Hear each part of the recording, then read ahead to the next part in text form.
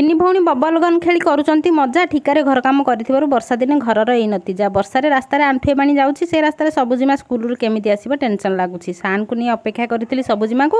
ବର୍ଷାରେ ଆଳ କରୁଥିଲା ସେ ଯିବାକୁ ବାହାରକୁ। ଫିଲ୍ଟରରେ ଭିଡ଼ିଓ ବନେଇ ସାନର କରୁଥିଲି ମୁଁ ମନୋରଞ୍ଜନ। ସେହି ସମୟରେ ସବୁଜିମା ଆସିଗଲା। କମ୍ ହେଲା ମୋ ଟେନସନ୍। ବର୍ଷାରେ ସେ ଭିଜି କରି ଆସିଥିଲା। ରେନିକୋଟ୍ ପିନ୍ଧିଥିବାରୁ ସେ ଅଧା ଅଧା ହେଇଥିଲା। କେମିତି ଆସିଲା ସେ ବର୍ଣ୍ଣନା କରୁଥିଲା। କହିଲା ଆଣ୍ଠୁଏ ପାଣିରେ ସାଇକେଲରେ ଧରି ଚାଲି ଚାଲି ଆସିବାକୁ ମୋତେ ମଜା ଲାଗୁଥିଲା। ସନ୍ଧ୍ୟାରେ ମୁଢ଼ି ଚା ପକୁଡ଼ି ବନି ଥିଲା। ସକାଳୁ ସକାଳୁ ସବୁଜିମାକୁ ଥଣ୍ଡା ଧରିଗଲା। ପ୍ରଥମେ ତାକୁ କାଢ଼ା ଟିକେ ପିଇବାକୁ ଦେଲି। ପରେ ଦୁଇ ଭଉଣୀଙ୍କୁ ଧରି ମେଡ଼ିକାଲ ବାହାରିଲି। ଗଲାବେଳେ ଆମେ ଅଟୋରେ ଯାଇଥିଲୁ। ଫେରିଲା ବେଳକୁ ବର୍ଷାରେ ଚାଲି ଚାଲି ମଜାରେ ଫେରିଥିଲୁ। ବଡ଼ ଛତା ଧରିଥିବାରୁ ଆମେ ଟିକେ ବି ହେଲେ ଓଦା ହେଇନଥିଲୁ।